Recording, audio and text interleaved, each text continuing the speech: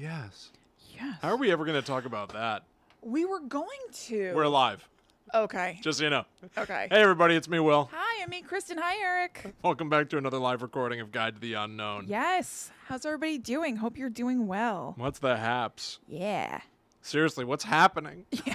Please tell us. Somebody. For the love of God, For the love of stay Pete. here. As long as you As can. long as you can.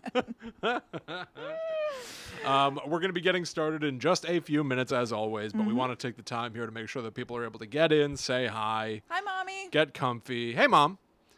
And then I think it's going to be a good time. Yeah. Did any of you listen to the re-release of the Dybbuk Box episode? I did. You So did. I wanted to remember so I could, pick back up. Like a real good school kid. I did the extra assignment. You forgot to give us homework, teacher.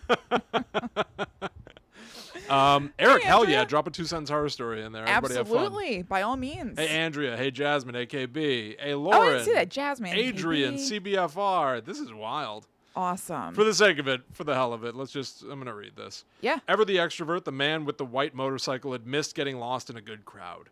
But the malls were finally reopening, and only his faulty mask hid the giddy smile as pestilence brushed past a small group on his way inside once Is that more. what happened? That's what happened. That's probably what happened. Damn it. Pestilence got in and ran amok. Sounds right. That's awesome, Eric. Thanks Thank a you. lot, Pestilence. Karen, how was You Should Have Left? I want to see that. I keep seeing that movie advertised places, but I have not. I'm like pretty unaware of what it really is. Yeah, it's Kevin Bacon and Amanda Seyfried or Seyfried or whatever go to a house that there's something wrong with it.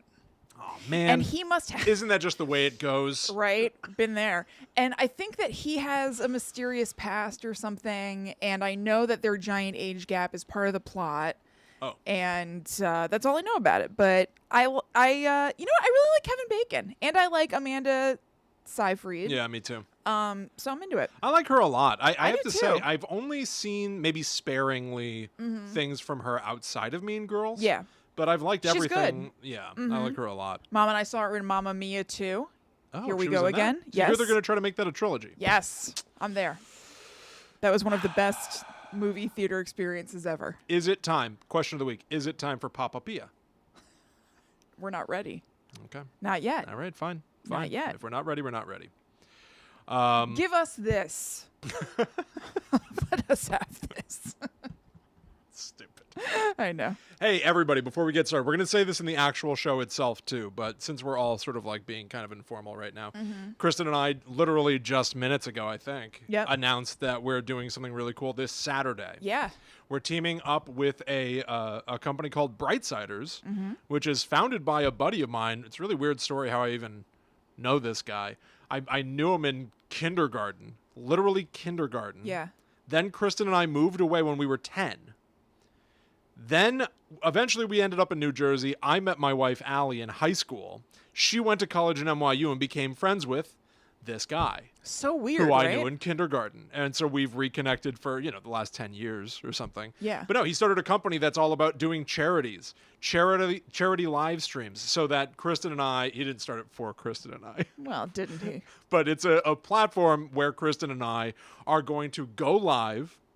We're going to have a goal of ranking horror material, meaning like best horror franchise, best horror heroes, final Yeah. girls. We just wanted to have the simple bites. But that's the goal. That's what we're trying to do on the stream, and you can all donate money to the bail fund Yeah. as we are going. But you can also disrupt what we're doing by forcing us to pivot, and instead of ranking the stuff we want to rank, we would have to then rank our top Peanuts characters. Yes. If you're a fan of Guide to the Unknown, you know we hate the Peanuts. Yes. Not for us. The point but is- we'll do it. Brightsiders is all about raising money for charities by trying to do something, and then people in the live video ruining it Messing for us. with you. Like, Yeah. that's the intent, and it's just like fun and goofy, and hopefully we'll raise a bunch of money. So we're going to say this in the, show proper again, but go to brightsiders.com/GTTU pod to check out the information on the page there. And you can actually right now vote for a disruptive ranking category and donate through that at the moment. We've already raised a little bit of money. Yeah, So, we've already gotten from posting this like 10 minutes ago or whatever we did. Yeah. We've already raised $40. Yeah, We've already I'm very raised happy $4. about It's that. bail project, by the way. I said bail Yep. fund. But you can disrupt us by, let's say, right here. We really don't That's want to right, rank Karen. these. Donate to force us to blindly rank Game of Thrones characters. What's the best Rob Zombie movie?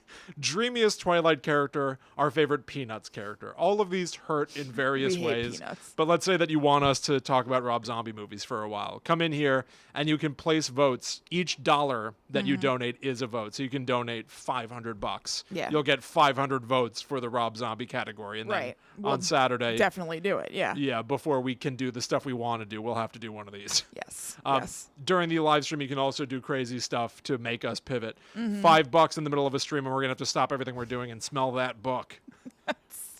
The book, yeah. The book's here. I think that we're gonna have stacks. Yeah, of we books. will, but we're gonna the be sitting like original- this. The original Sniff the Book is present. Oh, the OG sniff the book. You're right. I think we have to smell. Now we haven't really discussed this, Kristen. I think we need to each have a stack of books. Yeah, we did discuss it. We did Yeah. discuss this? We'll So just that- keep pulling books. Sniff and be like, that one smelled bad. Sniff. Yeah. Ranking smells of books, essentially. Yeah, rank books. Yeah. Whatever. You're going to hear us talk about this again, but the point is, please go to brightsiders.com/GTTU pod. Start your donations now. Start your votes now. We Yeah. want to see them so that on Saturday at 1 p.m. Eastern, when we are going live with this, we can dive right in and have a really crazy time. I'm really looking forward to it. I think it'll be fun. I think it's going to be a lot of fun. Kristen and I are also going to match each $100 that comes in up to $500. Right. So we're matching each of your donations. It's just not that every single time there's a donation, we don't want to stop the action and be like, we're matching this $5 and this $10, just so that it's still fun to watch. So once we hit $100, we'll be like, boom, you guys donated 100, we donate 100. Hell yeah. Hell yeah. Yeah. So please join us for that. That's going to be this Saturday at 1 p.m. Eastern. It's going to be a lot of fun. It's going to be really weird. Yeah, and hopefully raise a lot of Brightsiders is money. dope. We've been actually talking with Sam behind the scenes about like what can we do on a platform like this Yes. going forward and doing more and more and more. Yeah. So this is going to probably be the first of many. We've been talking about doing this one for months, and we're looking forward to it. Yeah. Very happy. We will definitely be putting the link in the group. We're going to be putting the link everywhere. The link's in the group right now, actually. Okay, perfect. I just put it in the chat right this second Great. if people want to hop over and look at this because it's live. It's there. Yep. And once again, we will literally be live. Yeah. Just like we're live right this second if you're watching us on YouTube tonight.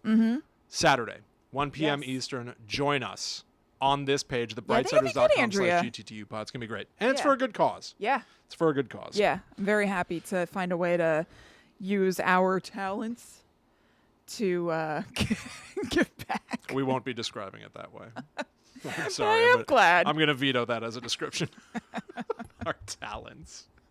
And our Well, talents are renowned use far and wide. what we do in order to give back. I have.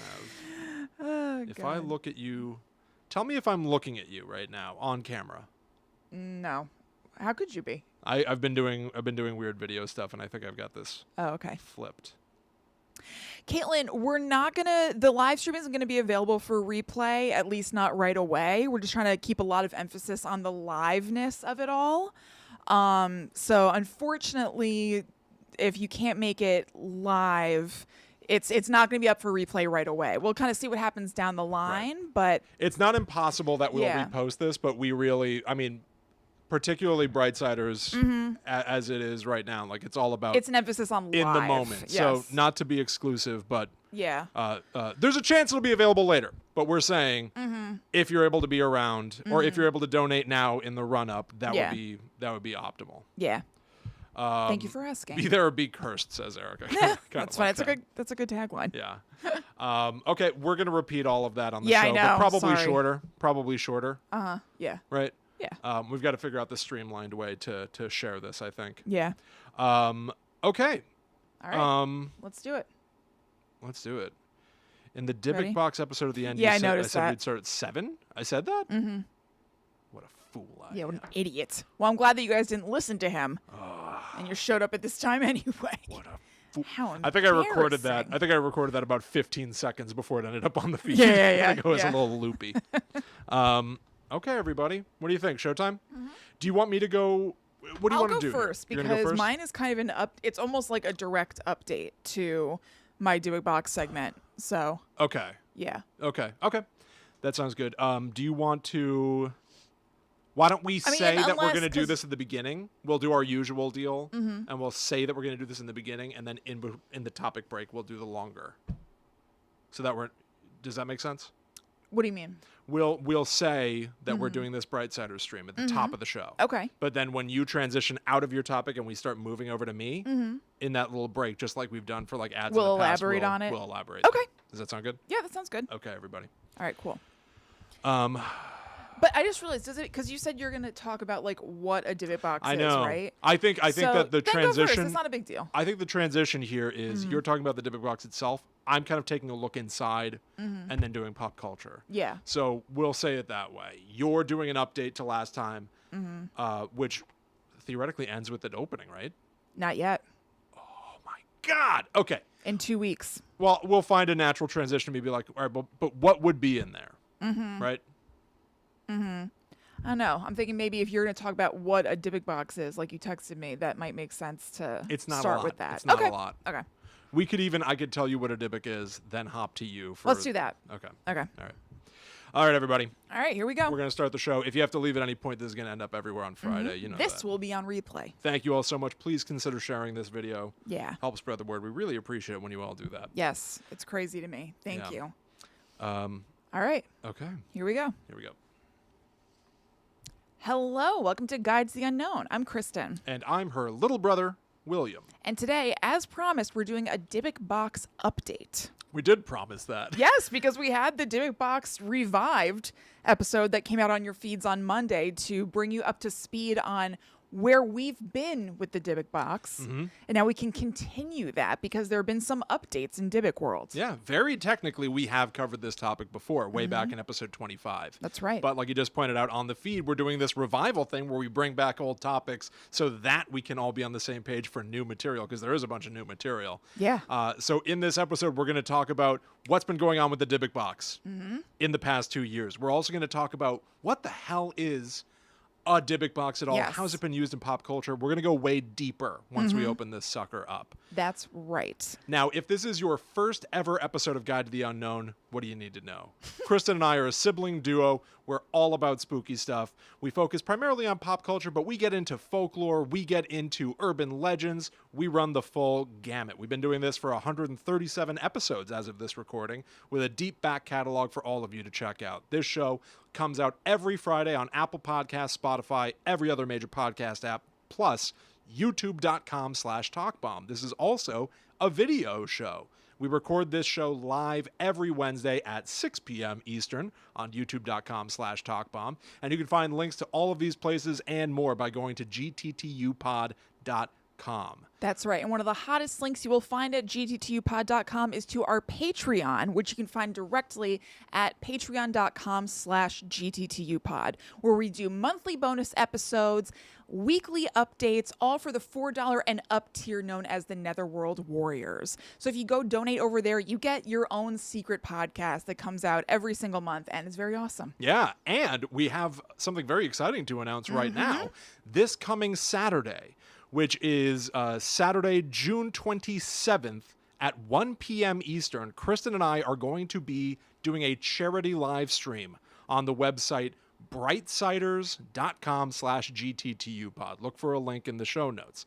We're going to be raising money for the Bail Project, and our goal in doing this, we're going to be going in to have a good time, just like we always do on Guide to the Unknown. The topic this time will be ranking horror franchises, horror characters. Who's better, Ghostface or Candyman? We already know the answer, but you'll have to tune in Saturday to see it made official. Here's the rub. Brightsiders is all about disrupting the plans of the live streamer. So you out there, yes, you. You can go to brightsiders.com/gttupod even before that live stream starts to place votes on what will disrupt us first. We might all of a sudden have to pivot and be covering a different topic. You can disrupt us and make us eat a hot pepper. You can disrupt us and make us shove marshmallows into our Yes. mouths. You can see it all by going to brightsiders.com/GTTUpod. We'll go a little more into it a little later in the episode. Yeah. But go to that right now and look forward to tuning in. Saturday, 1 p.m. Eastern, brightsiders.com/GTTUpod to raise money for Bail Project. That's right. Okay, Will, why don't you kick off our Dybbuk party by telling us what a Dybbuk box is? Yeah, this is kind of interesting because I listened back to the old episode as well, and I felt like we covered the Dybbuk box as the Dybbuk box, of course, but there's so much that is sort of unexplained in that episode about the origins of this. Primarily, what is a Dybbuk? Yeah. So I looked into a little bit, and it seems like this could really become its own rabbit hole. But put very simply, a Dybbuk, according to Wikipedia, comes from Jewish mythology, and it is not a singular sort of figure in my sort of understanding of this. It's not as if the Dybbuk is Pazuzu, a Right. singular entity. It's not a name right. of a guy. Correct. You and I could theoretically, just like we might become ghosts, theoretically we could become a Dybbuk, right? So a Dybbuk is supposed to be the dislocated soul of a dead person.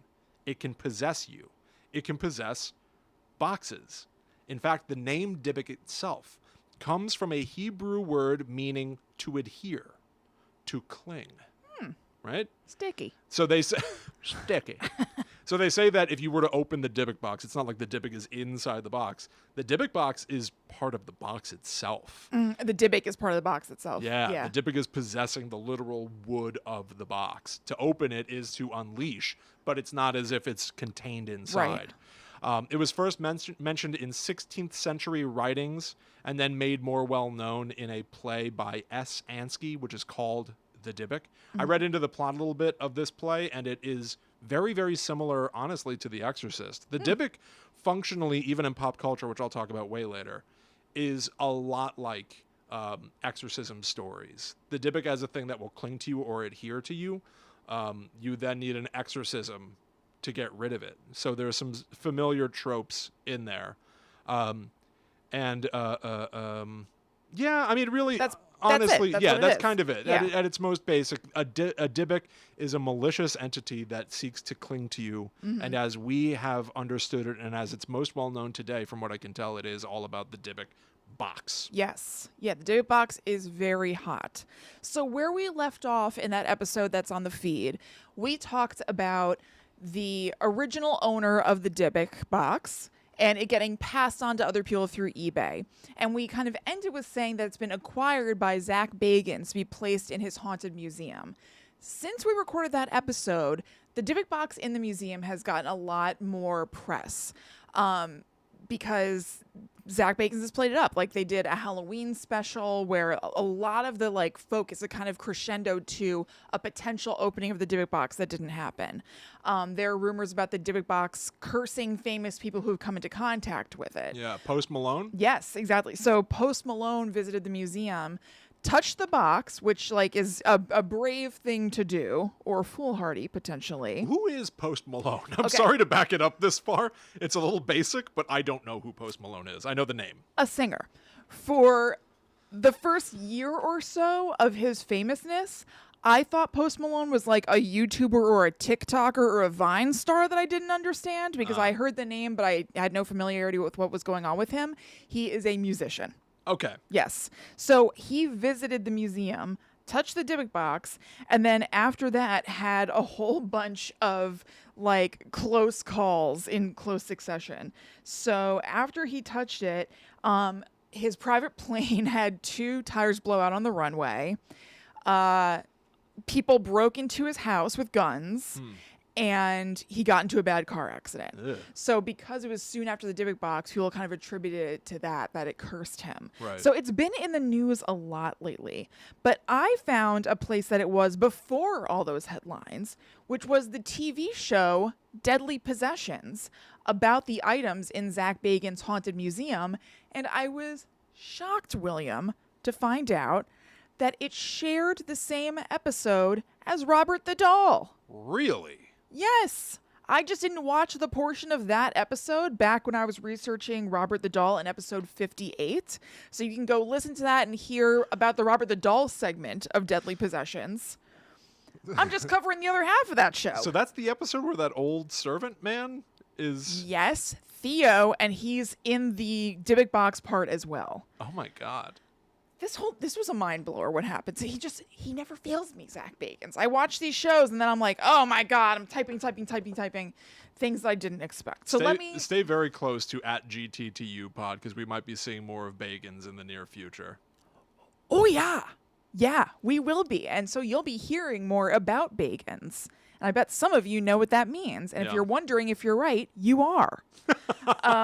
So here's what happens in the episode about the Dybbuk Box. So the box's current owner, whose name is Jason Haxton, is coming to Zach to give him the box to keep in the museum. And he says that he's kept the box buried for 5 years inside a military box on his property until now.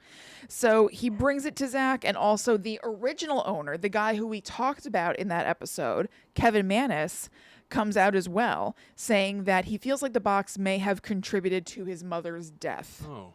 So that's how they set this up. Now, the structure of the show is a little bit weird because they frame it like Zach doesn't know who's going to be on the show. The guy, Jason, first walks up with the box, and Zach's like, oh my God, is that a replica? Why am I shaking already? Already freaked. So the guy, Jason, defines a Dybbuk as a spirit who has unfinished business, and so it possesses a person in order to finish that biz, is how he defines it. There are some contradictions kind of in this whole episode. But he says that the first time he handled it, he was in extreme stomach pain, was vomiting some sort of ectoplasm-like material, and that the next morning he was bleeding, crying blood out of his eyes. Oh my God. And Zach's like, these are all symptoms associated with the Dybbuk Box. This checks out, basically. They also say in the episode, which was contradictory to what they said in the Paranormal Witness episode that I talked about on the other Dybbuk Box episode of Guides to the Unknown. In that previous episode, Kevin Manis says that he bought it from somebody who had bought it from Spain. And in this, they say that somebody crafted it to deal with their grief. Now, that might be the case, but it made it sound like that somebody was closer in the food chain than a vague person that they bought it from. But I wonder if they just wanted to simplify the story. I wonder. I just felt like it was worth mentioning because it was kind of in contrast. So then Kevin comes in, that guy who was the first owner of the Dybbuk Box who ended up selling it to Jason. He points out that they are meeting on Kevin's mother's birthday, which is the day that Kevin gifted it to his mom, which, as we said in the previous episode, they think precipitated a physical response. They said that she had a stroke right after she opened the box. He said that she said that when she opened it, something that felt like pure evil blew through her. And he says that he feels like there's an innocence that he's lost from his experience with the box, that his eyes are open to something that they can never be closed to again, basically. Zach asks him if he believes that the box can kill people, and he says he doesn't want to empower the box by saying yes, which implies that he thinks yes, but he doesn't want to say it out loud. So Kevin tells Zach that when Jason was keeping the box in his house, before this guy Jason decided to put it inside some sort of military grade hardcore box and bury it, that there was a man staying in Jason's house who was sitting in a room directly above a room that the box was in, and he passed away right above where the box was. And Zach's like, Jason didn't tell me this, or whatever. He betrayed me. How could he? So at this point, they have already put the Dybbuk Box in the basement of the Haunted Museum, away from everybody else. I don't think it's quite at the level yet that we referenced on the previous show where you have to be 18 years old to see it and that you have to sign a waiver to see it. It seems a little bit more removed. Like it's straight up in the basement until they can suss out what's going on with this thing for safety. And I think that makes sense too because, especially in the last couple of years since we first covered it, it's only grown in notoriety and popularity. So back then it was just one of any number of things. Yes. And now it's almost as if, I mean, I think when we watched that Halloween special, whatever that was, it almost seemed the way they shot it, like it's in a room alone on a pedestal, almost like the beginning of Indiana Jones. From what I understand, that's the way that it still is. And at this point, It was in a room alone on a table, but it seriously was like a basement room. Like there's a furnace that gets referenced later. Okay. So it wasn't part of the museum proper. And this episode is from 2016, I think. Huh. So this is really before Dybbuk Mania, before he saw this thing as something to really publicize and make a big deal out of. So it really was like a cool haunted artifact that he must have had some familiarity with. If this guy Jason walked in, he's like, oh, tell me that's a replica. If that's the real thing, I'm going to hurl. But it wasn't like, I feel like in the paranormal community now, people know about the Dybbuk Box and they think it's hokey. It's kind of like a, whatever thing, but still fun, Oh, super fun. So they ask Kevin if he would like to go down and see the Dybbuk Box. And Kevin's like, yeah, okay, let's do this. So he goes down to that protected room. He's escorted by Theo, the old gentleman from the Robert the Doll segment that we talked about in episode 58.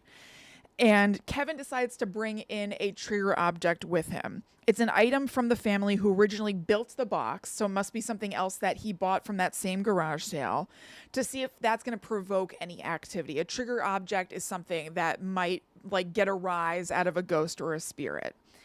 So the way that this is structured, it's so awesome. So he walks in. Zach, Aaron, and I think it's Billy now, are in like their command center. So they're up above somewhere watching on all these monitors, like Lucius Fox in Batman. Wow. Dark Knight. Wow, that wasn't quite what I went to. I thought of like when they try to build like a nuke or something, and you see them in that little bunker with the little window, and they're just watching safely. No, they're in like a bay with like a whole bunch of TVs. Oh wow. All right.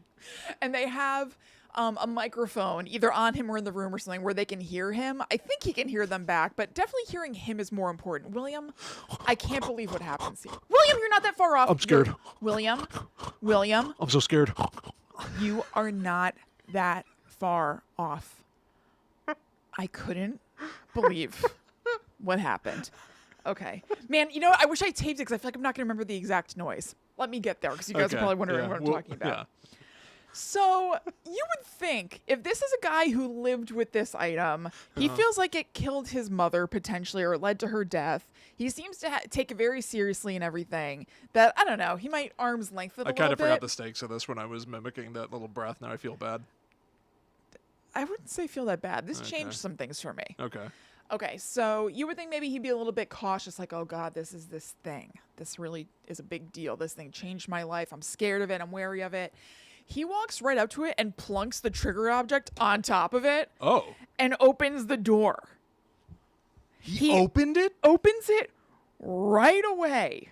So Zach, up in the control room looking at this, goes, oh, he's going right to town, opening it right up. Like, whoa. He's going to town.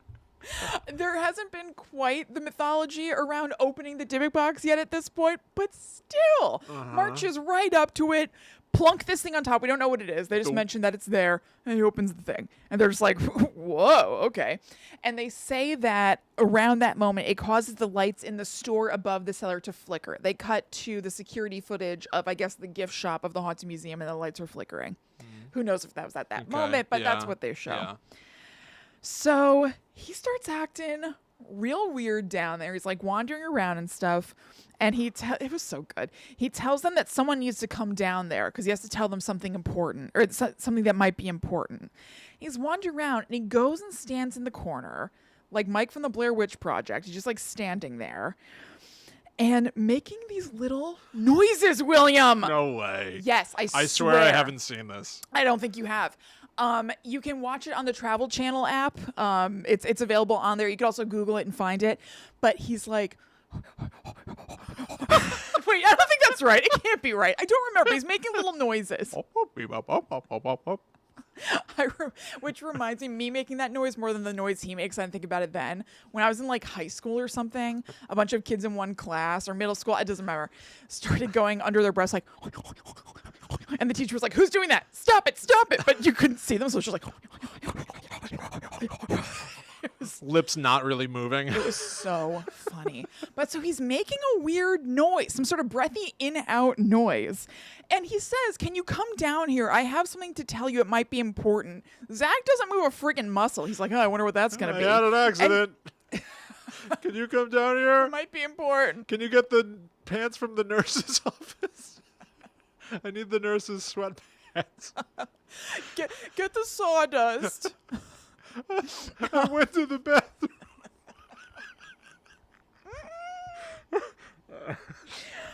Zach, help me. Zach, I need you. Why does he want me? What is He doesn't move. He's like, somebody come down here, got something important to tell them. They're just like, huh. And like Zach like sits down at the. It was very strange to me, and it never really gets addressed.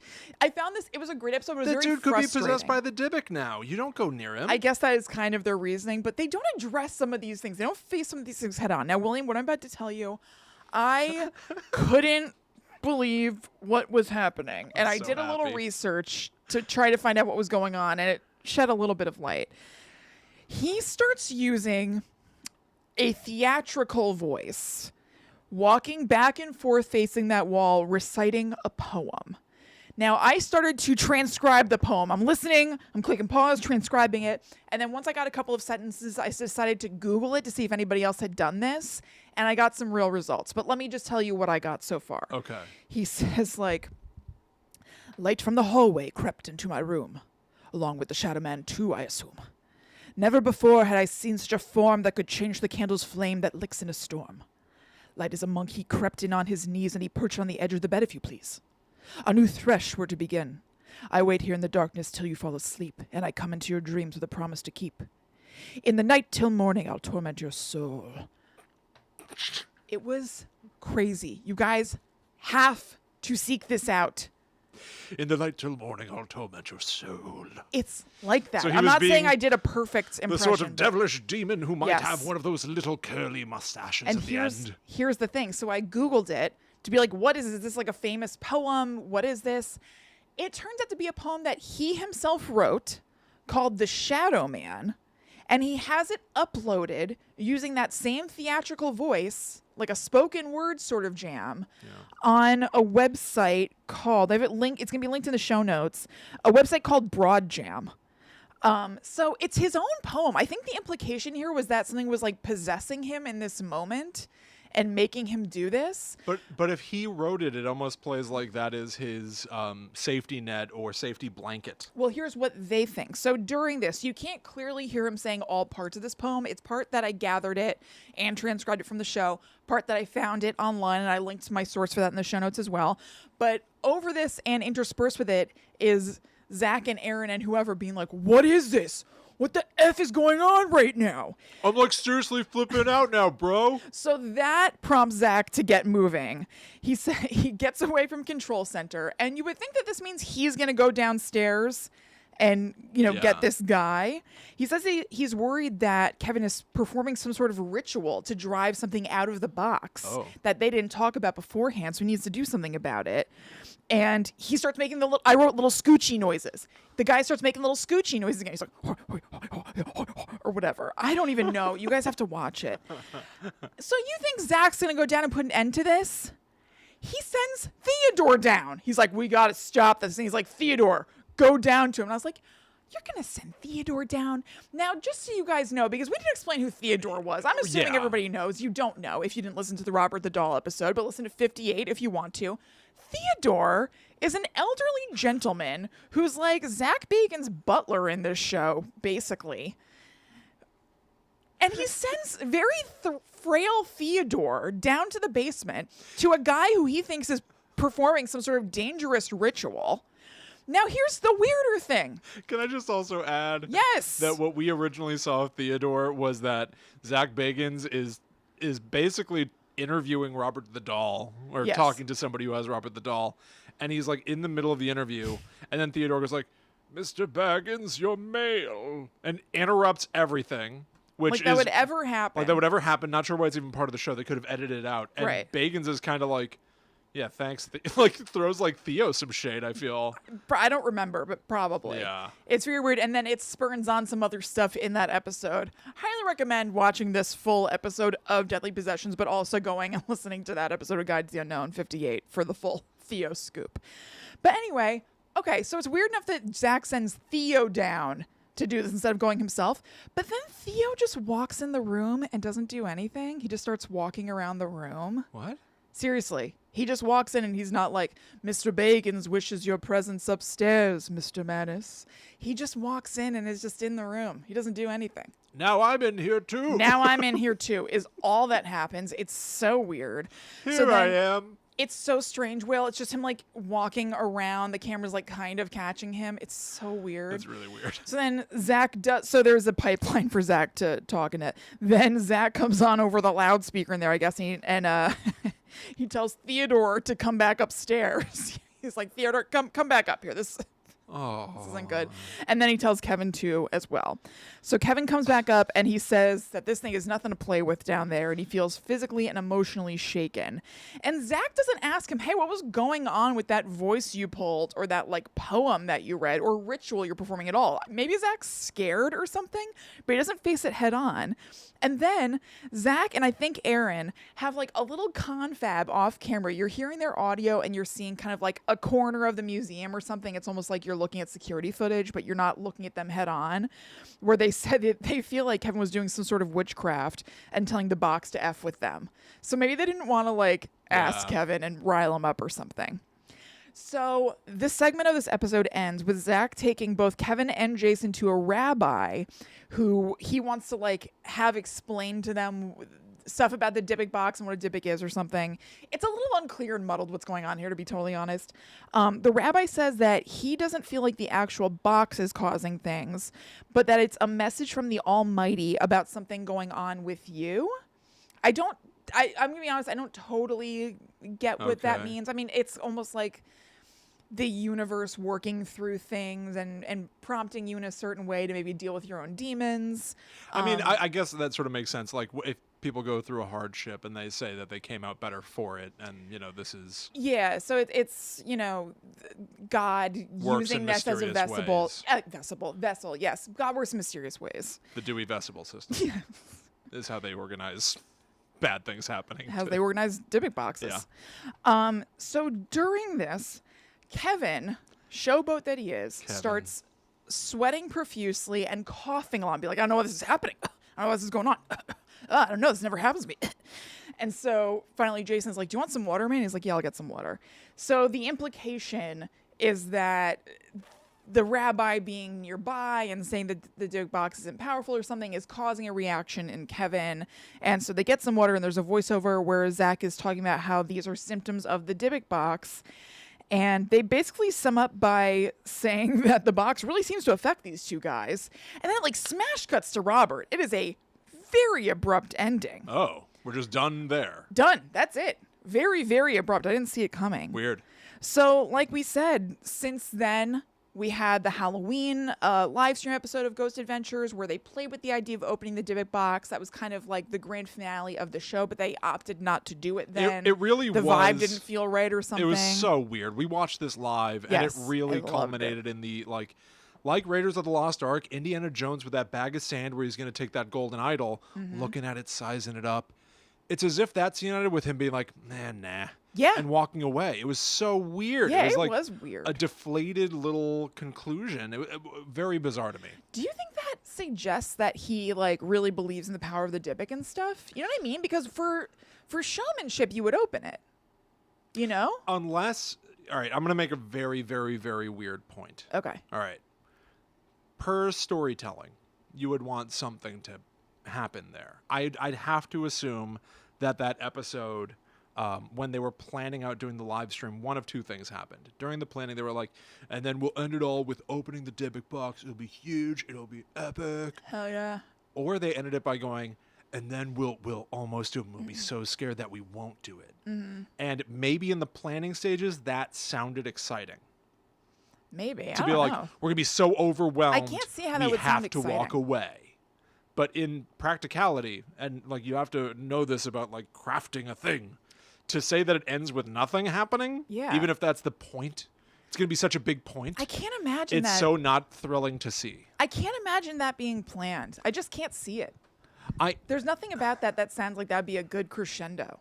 Right, which would make And these me. guys are about the razzle and the dazzle. They are. So I don't think that they'd be like, and then we won't open it. Except that by prolonging it, they can always do it again later. I know, but still, I don't know. I don't know. I don't know. Well, here's the thing.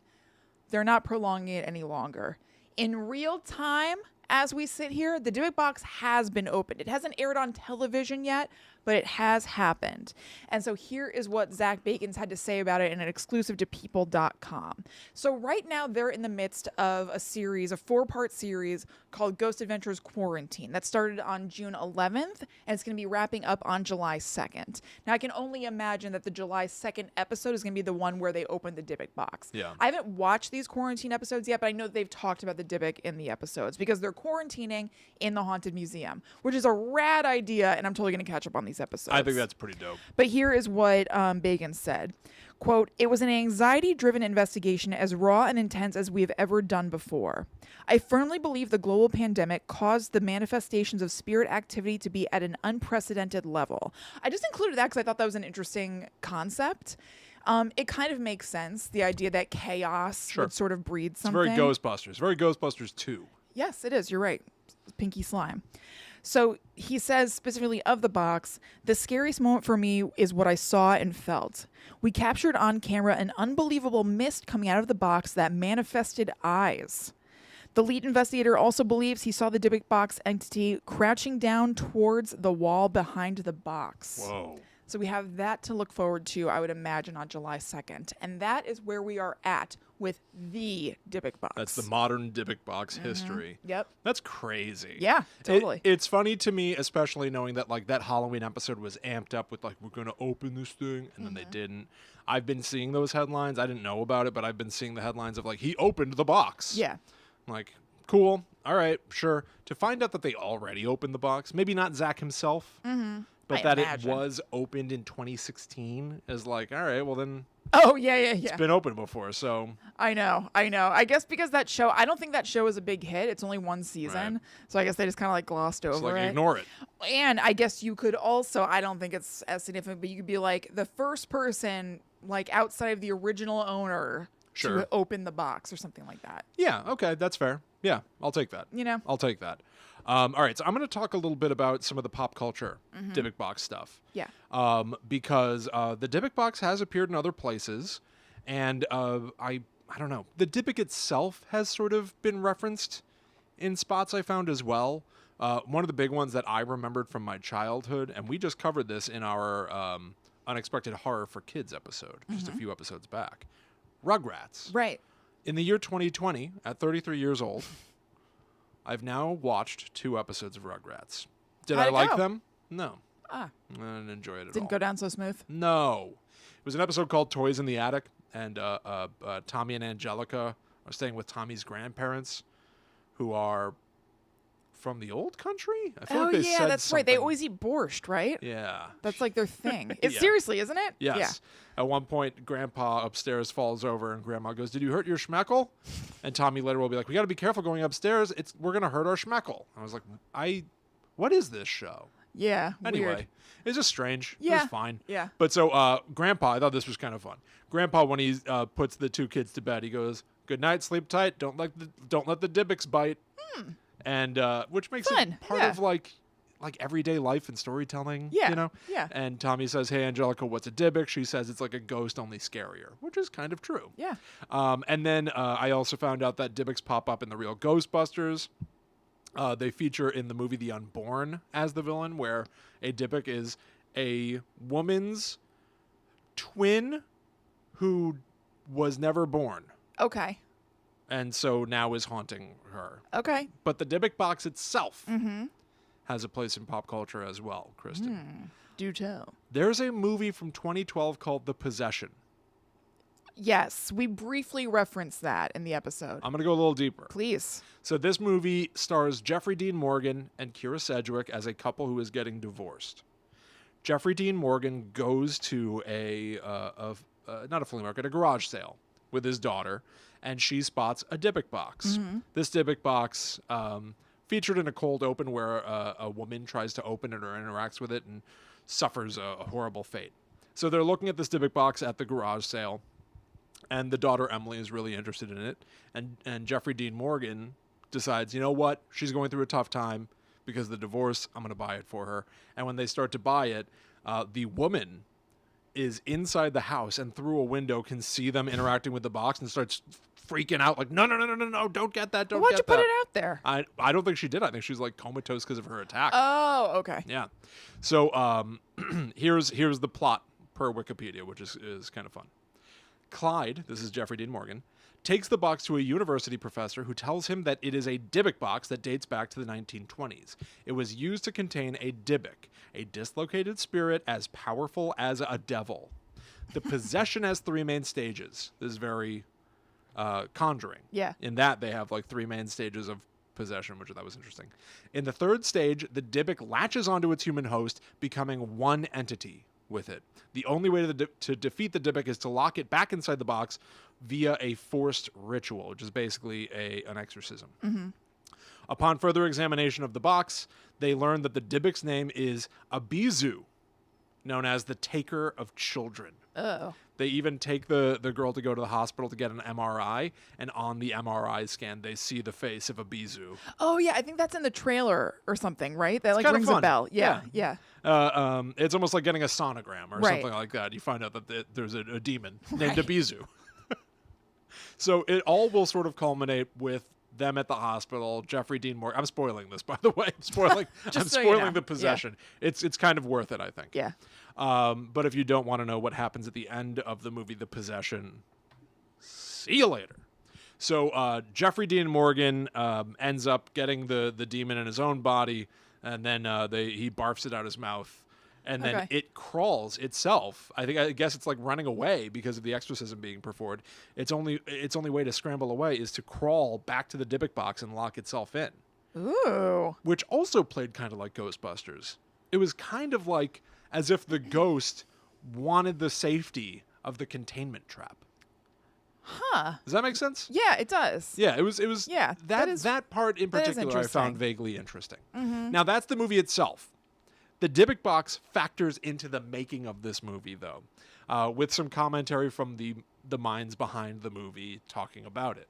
So, the owner of the Dybbuk box, Jason Haxton, Yep, same guy. okay, offered to send it to producer of this movie and horror king Sam Raimi, who was both interested and reluctant.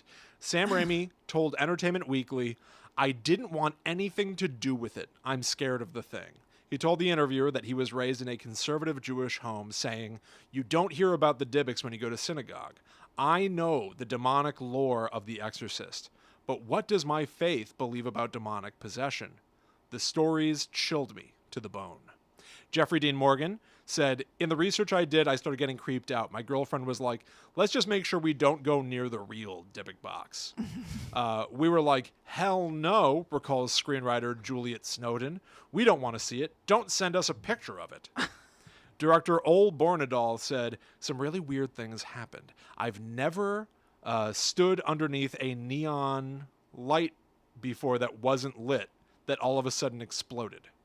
The worst thing was, 5 days after we wrapped filming, all the props burned. The storage house in Vancouver burned down to the ground, and the fire department does not know the cause. I'm not a superstitious man, and I would like to say, yeah, that's just a coincidence." Mm-hmm. But obviously, the nagging suspicion That talking about the Dybbuk lingers. didn't like it. So if you're sitting out there and you're thinking, this Dybbuk box sounds like a cool plaything, you're wrong. But also, you can get your own. That's right. The Dybbuk box is available, or I should really say, we've been talking about the Dybbuk box because there's a Right. central figure, but over time it's really become a Dybbuk box. Yes, there are multiple Dybbuk boxes available. Because straight up, if you go to eBay and you search for Dybbuk box, and granted, this is at the time of the recording of this particular episode, I found 70 listings for Dybbuk boxes. Some of them are ending in 2 hours. Yeah, As so we're recording this right jump now. on it. Pounce. But it has They're become pricey too. Oh my God, they're so expensive. I've seen some for as low as like $40. But a lot of these are listed for hundreds of dollars. Yeah. The other thing to point out about the Dybbuk Box listings on eBay is that you can tell that many of them are posted by the same seller. So, does that mean that, let's say, Kristen, you found 50 Dybbuk boxes in the attic, so you're Right. selling them all? Or could it possibly mean you, Kristen, have realized that people will buy supposedly cursed artifacts on eBay for a pretty penny? Could be either. And so you're whipping up some yourself. Yeah. It's hard to say. So I picked a few that I thought were kind of fun to look Excellent. at. Again, this is also a YouTube show you can watch on youtube.com/talkbomb, but I'm going to talk about them for the audience out there listening. So here is a listing titled Dybbuk Box, Multiple Chains, Gross Looking Wax Seal. I have to agree. I am not liking the looks of this thing. No, it's very literally almost like a tiny little jewelry box with very thin, very, very thin chains wrapped around it, almost like necklaces, right? Like little teeny tiny chain necklaces. And then somebody dripped white wax all over it. Yeah, like chunky off-white wax. I am assuming that this is very, very teeny tiny.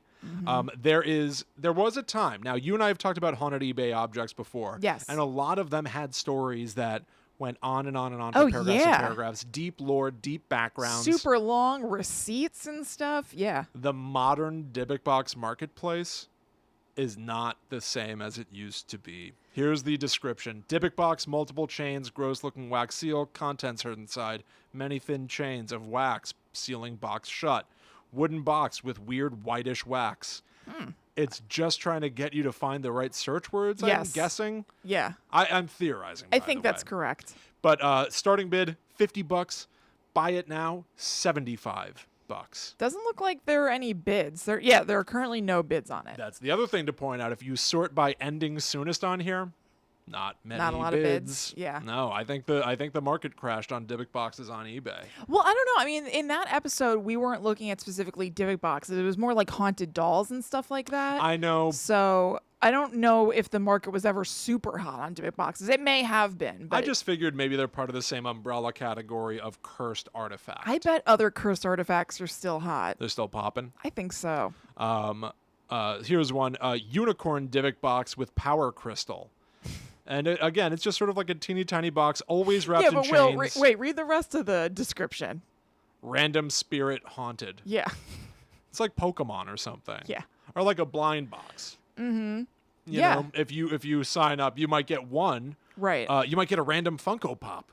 yes. You're gonna get a random demon in this box. Yes, random spirit haunted. But you can certainly tell by looking at some of these in the listings that like the same background appears in multiple of sure. the photos. It's a. Some of them they definitely found like bric-a-brac at the thrift store and just attached it to a box. 1,000%. I was almost a little sad to see that this is what has become of the marketplace. Now, Yeah. I should point out that way back in 2018, when we were initially interested in Dybbuk boxes, I myself had gone to eBay and searched for Dybbuk box Yes. and placed an order. That's right. So do you remember it being a more robust market when you searched for this? I think so. Yeah. Part of my struggle was that I tried to go back to the original listing for the Dybbuk box that I bought. eBay sort of scrubs the actual page Yeah. of old things that aren't there anymore. So all I could find was the title of it, unfortunately.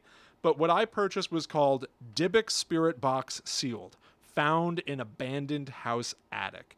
And I paid, looks like about $30, something like that. So the prices have really gotten jacked in a couple of years. That's true. But you've got it right there, Kristen. I do. So if you're watching the video version, you'll be able to see it. But let's describe it for people who are just listening to the podcast. I think it's like a little ceramic jewelry box that Yes. has an angel Hummel figure on top. Yep, it has. It's all ceramic, but it has a lid. It has some roses that are engraved, and it seems to have probably been white at one point, but it's been painted, I think, gray Absolutely with painted. maybe some like reddish spots that are either painted or like smushed on with crayon or something. I think that is wax. I think that this thing was originally sealed with wax and certainly modified to look aged, but I think it's painted. Right. Now, I say it was originally sealed with wax because And I can't believe I don't think we've talked about this on the show. Or I really think we gotten into have. it, or really like shown off the thing. Yeah, But yeah, yeah. I ordered this Dybbuk box from eBay in November 2018. It showed up in the beginning of December, and I immediately told Kristen about it when it arrived. She walked in the front door. I handed it to her. Yes. And Kristen, what did you do? Okay, you tell the story slightly wrong because the next thing I did was ask to see the eBay seller who sold it. And you gave me your phone, I clicked on their name, and I looked at what they were selling. And they were selling other Dybbuk boxes and like socks and some random stuff. Dybbuk socks. Dybbuk socks. So I was like, okay, this is a fake thing. This isn't somebody who's like obsessed with the occult or whatever. This is definitely just like capitalizing on the fact that Dybbuk boxes were a thing. It sounds like you're really trying to qualify the move that you made. I do qualify it because I cracked this baby right open. The second Because that it I had ended up no in- fear. It was instantaneous, Kristen. I handed Kristen a Dybbuk box in my home, and she immediately broke the wax seal and That's opened the only it. thing I regret is that it was in your home. Hey, what are you, insane? Do you have any idea how risky that was? You're like a daredevil. You're like Evil Knievel. I wasn't buying it. And Will, you don't buy it either. Well, why did I buy it? Well, you know what I mean. But did you think that I released a spirit of a Dybbuk into your home? What do you think? I don't think so. That's why I opened it. Well, I'll never reveal what I actually think about it. I'm too scared. I didn't buy it. If I had gone to that seller's listing and I saw other stuff that made me think that, it just invalidated to me that there were a bunch of Dybbuk boxes this person was selling for exactly the reasons that you outlined at the beginning. Did this person just happen upon a million Dybbuk boxes, or did they buy a bunch of like old ceramic 80s boxes, paint them to try to make them look aged with this, which is pathetic. It's clearly paint that they want to look like soot, and then like drip some wax on it. I'm not buying it. I open it again. Okay. Let's reopen it here on Okay. the much like Zach Bagans. This was already opened that's years right. ago, and yet That's we're right. going to open it right now live Okay. on the show. Here we go. All right. Opening it, and there is something inside. How awesome would it be if we saw the face of a Bizu Oh my god. pop out of this thing, or eyes materialize? Get ready for a paranormal event, everybody. All right, get ready for mist. Here it goes. Here we go, and it's open. It's opened. It has a piece of the outside. Oh, no, it doesn't. Never mind. I was thinking that it was a piece of like ceramic from the outside that it cracked off that's inside. What's inside the Dybbuk box are these like pieces of, Metal hinges? it kind of looks like abalone or abalone shell Okay. with holes drilled through them, so it might be for jewelry or something. I know that abalone shells are often used as incense holders or used for smudging, but it's not that kind of thing if you're thinking that. I think they're like almost essentially beads or something like that. And then little pieces. Ew, you know what it looks like? What? I mean, no, it has a hole going through, so it's also for jewelry. I don't know. It's like homemade jewelry beads or something. It looks like gum that you rolled together in your fingers, then you coated it with like iridescent white paint or something. Ew. So it's just like dirty inside the Dybbuk box. So you might say it's just crap. You might say it's just crap. There is, I think the intent of the seller is that, give it another shake by your mic there. Okay. I think their intent is that you would hear that Yeah. there are contents. Yes. But because the whole idea of a Dybbuk box is the fear of opening it. You probably wouldn't open it, so you'll never know what it is. Right. But it's just like junk that was in their drawer or something like that. Just crap. It's just crap. Just crap. Now, I will say, I remember that trouble did befall us that weekend that I opened it. I don't know what happened to you, but I like threw out my back and had the poops or something. Oh, wow. Do you remember what happened to you? I don't remember, but There was something. it was either like the power going out. It Yeah, was one of yeah. those kinds of things. Yeah, right. It wasn't anything crazy, but I remember us being like, I shouldn't have opened that Dybbuk box. Sure. It was the kind of thing that we would later ascribe to Dear David. Yeah, right? right. It was those kinds of snafus. Right. And Not even technical in nature, but Right. still something that, not a huge deal. and even my wife Allie, who is Mm-hmm. not a believer of these kinds of things, Mm-hmm. at some point was like, listen, just don't open Dybbuk boxes in here. Yeah, I mean, better safe than sorry, I feel. I didn't want to use a Ouija board for like a bajillion years Yeah. because of a better safe than sorry sort of position. So, you know, would I today, were you to hand me a Dybbuk box and would I straight up open it? Yes, I would, actually. Yes, I would. I just don't believe it. Really? Yeah, I just don't believe it. Pick your battles, pick your environments a little bit better next Okay, time. all right. Not in my house. You're right. I shouldn't have done it in your house. It was rude. It was rude. Is the thing. It was so rude. It was uncouth of me to do it right there. Yeah, it was. Well, there you go, everybody. Excellent. That's a sort of update on Yes. the lore and modern history of the Dybbuk Box. The Dybbuk Box has been opened. We have not seen inside, but we've heard tell. No, but I'm looking forward to seeing it. I got to catch up on the quarantine, but I will be watching. I'm very curious. Yeah. So thank you all so much for hanging out with us. Yeah. Again, I really want to make sure that you all know about this really fun live stream that we're doing on Saturday. That's Saturday, June 27th at 1 p.m. Eastern. You can join us on brightsiders.com/GTTU pod, where you can help us raise money for the Bail Project. Kristen and I are going to start the stream attempting to rank horror lore. Yeah, horror franchises, horror villains, stuff like that. You can disrupt us, though. That's what Brightsiders does. You can place your votes even right this second. Look for the link in the show notes, brightsiders.com/GTTU pod. You can place your votes on a different category that we will have to rank according to the vote itself.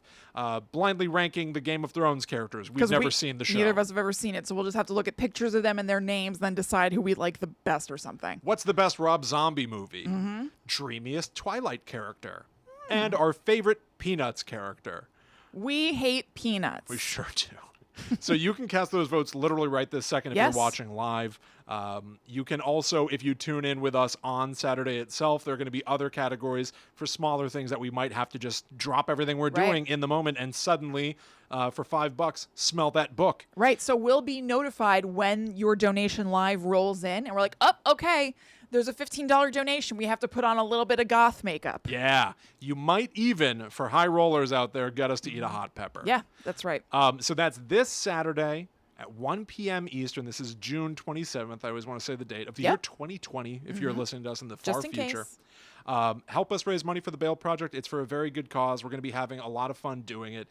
It's going to be a very interactive show. Yes. We may record this show live every week, but this is going to be a very different kind of live stream from us where you can directly impact what Kristen and I are up to and be really trying to accomplish something good through doing it. Yeah, it's going to be a lot of fun and for a good cause, and we're going to match all of your donations. So you get to donate once, but it counts twice, basically. So it really stretches your money. Keep that in mind. Yeah, every time that we see $100 hit that loading bar at the top, we're going to also donate $100, up to $500 in total from us.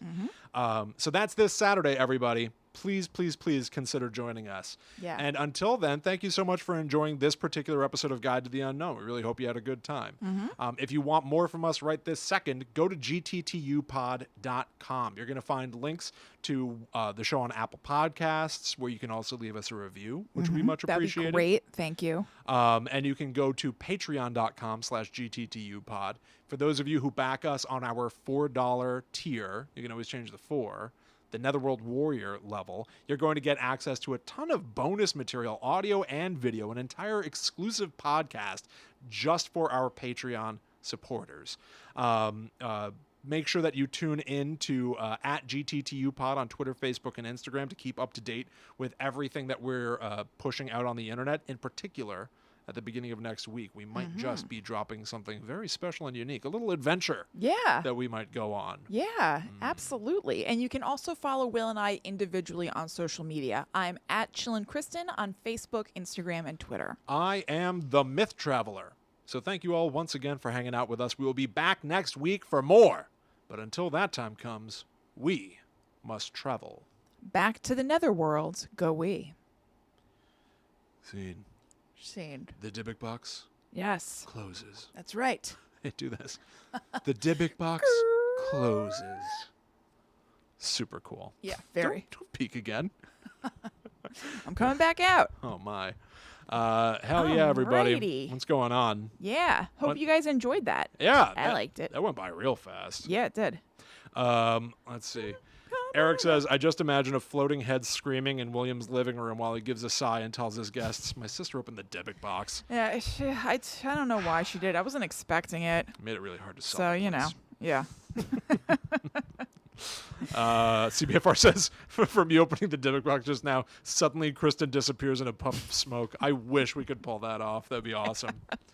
We kind of did. Remember when we did that Halloween thing where we were skeletons? Yeah, I was There was thinking about smoke that involved today. in that. It was pretty fun. Yeah, totally. CBFR also said, I still remember when Will and Kristen made their own Dybbuk boxes. Yeah, that was cool. Yes, that was fun. That was for a giveaway. Yeah. We Yeah. could do that again. That'd be Yeah, fun. Sure. yeah, totally. Megan and James asked, what episode of Ghost Adventures? It was the show, I think this is the question. It was the show Deadly Possessions. So it's not Ghost Adventures.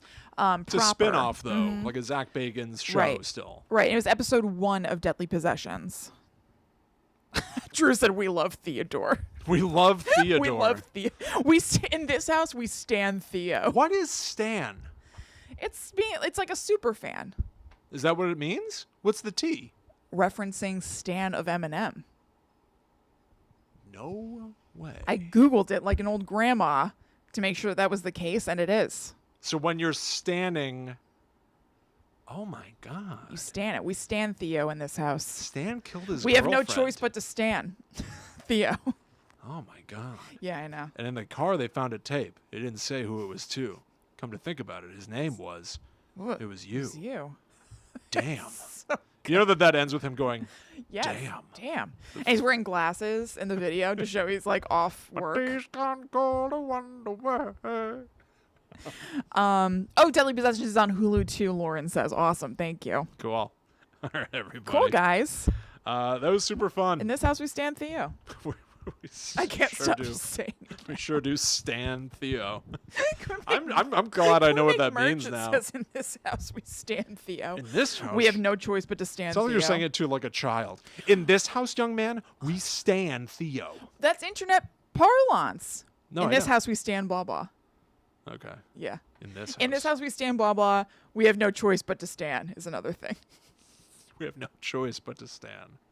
I really am So starting it's to like get putting up a picture of Theo, retweeting it, and saying we have no choice but to stand. just an old man now. Hey, are you a millennial? Yeah, I'm a latter millennial. Interesting. Yeah, aren't you? You must be, right? Yeah, I definitely am. Yeah, I definitely am. Yeah, I'm like cuspy. Okay. Yeah. I'm 36. Yeah, you're almost Gen X, which is what I always wanted to be. I was dying to be Gen X when I was a I kid. know. I'm right on the cusp. Okay. I think millennials start. I think it's like they're born in like 1980, early 80s on as a millennial or something. Yeah, I don't know. Yeah. I don't know. But I looked it again. I looked it up. And, Have you seen yeah. that there are like now memes about how millennials suck? Yes, It's I very think fun it's to notice. So funny. It's very true. I love it. Yeah, it's like TikTok teens being like, "Oh, I love my plants. What's my Harry Potter house?" It's so funny. Pretty scathing. Yes, it is. I love it. They give us no quarter. Wait, what? They give us no quarter. Give us no quarter. What does that Allie mean? didn't know what this phrase was either. Give me a quick second. I'm gonna go no quarter phrase. I've never heard that before. I feel like it's a pirate thing. to give no quarter, show no mercy, award no clemency. Where did you hear this? I've never heard you say this before in your entire life. Well, on this Wikipedia Okay, it is a pirate site, they thing. show the pirate sign. So where did you hear this? Is it in Pirates of the Caribbean, maybe? presumably, I don't, listen, I don't know where I saw it. Do you think I have this information? Wait, real quick. It's not spooky stuff. Good. I'm glad you guys enjoyed it. Thank you, Eric. Have a great night. Hey, take it easy, Eric. Really glad you enjoyed it, CBFR. I retweeted like a what generation are they now? Gen Zers? Is that what it is? Zoomers. Zoomers, right. I retweeted somebody talking about how Zoomers are brutal, and I think it's really, really funny. It was like a dig. They appear to be crushing it. Oh my God, they're killing it. Yeah. Well, I joined them. I joined the Zoomers in the quest to get all the tickets That's right. for the Trump rally. That's right. So you're technically, in a way, younger than me. Or I'm more pathetic. So I was like, me too, kids. Okay, so somebody who's at Orange Paulp, because his name is Paul, Paulp, tweeted, "Don't fight with Gem Z. You can't win." Once when I was teaching an SAT prep class, I told everyone to quiet down, and one girl just said, "Haha, okay, sweater," because I was wearing a sweater. Every single one laughed at me. It's so funny. Okay, sweater. All right, sweater. It's like, don't fight them. You can't win. It's so funny. Man, I thought I looked nice. Oh, James, that's awesome. Hey, I was actually thinking I didn't remember seeing your name on the live stream before. I know. Also, I was I'm thinking glad the you same enjoyed thing. it. I got a real question for you too. JD or James? I know. Because I've seen it both ways, but I want to say whatever you like. Me too. I've vacillated And thank when you. I talked to you. Yeah. Yeah. Oh, awesome, Lauren. I'm so glad that you enjoyed it too. This was also Lauren's first live. Oh, hell yeah. Welcome. Awesome. Hope Welcome, you really had a guys. good time. Now, one of the complications about this show is that because we're both a podcast and a YouTube show, kind of, we favor the podcast Yes. side primarily.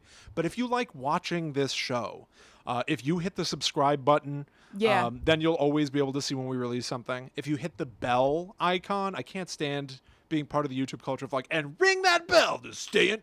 But it's it's true. Yeah, what are you ring gonna the do? bell, and you're going to literally get like a push notification on your phone Yes. when we go live, when we have a new video. If that's something that you want, do that. I'm sure it helps our stats, but I've never really looked into it that much.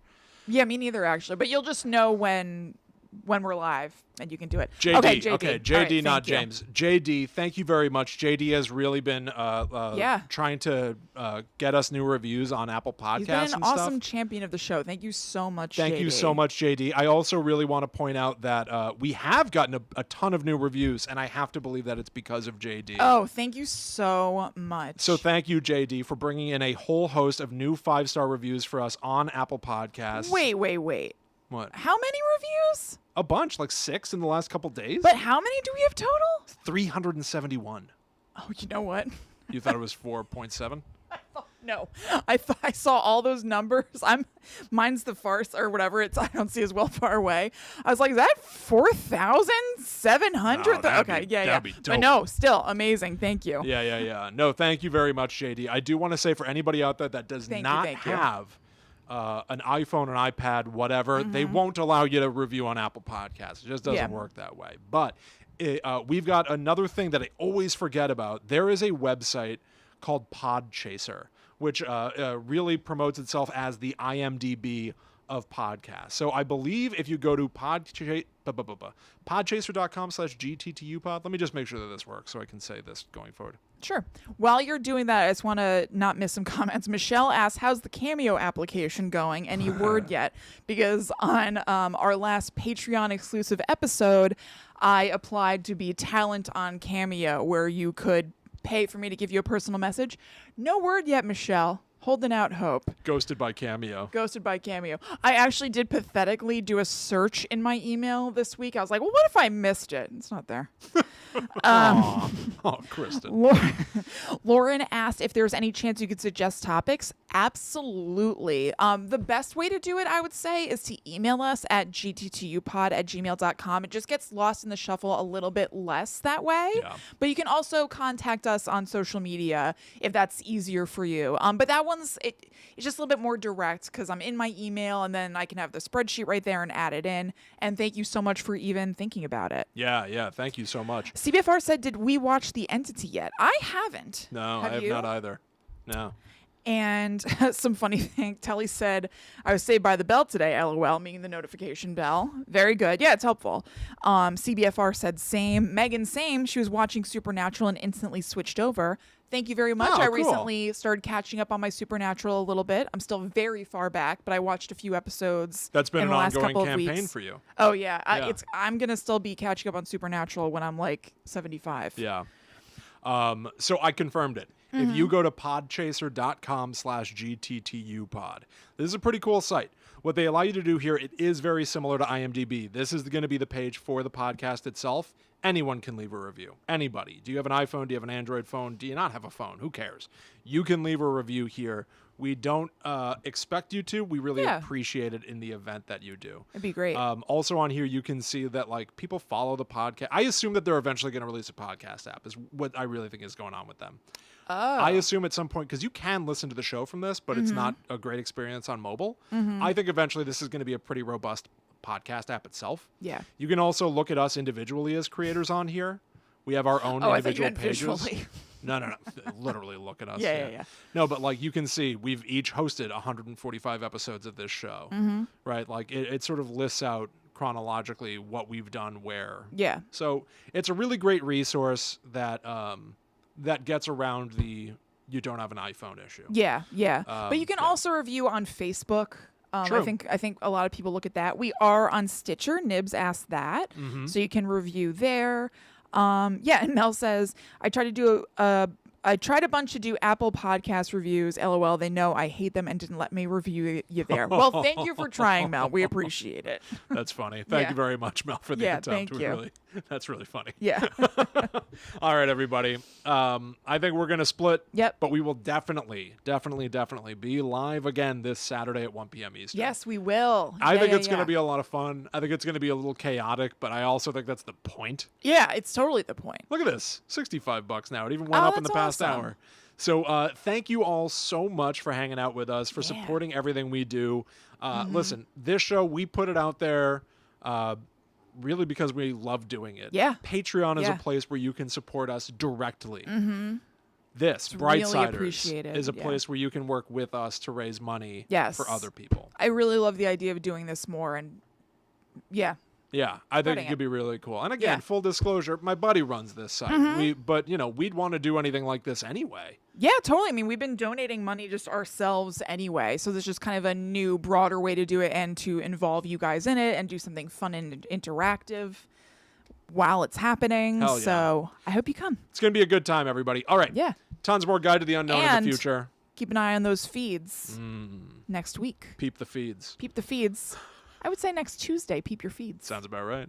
Sounds about right. I mean social media feeds. You're right. Because there may be other feeds too. you don't have the other feed yet. It's true. All right, everybody. Okay. We'll smell you later. Yep. And then we'll smell that book. Yeah, that's right. Have a good night, everybody. Yes. Bye. Bye. Zang. Zang. All right, real quick.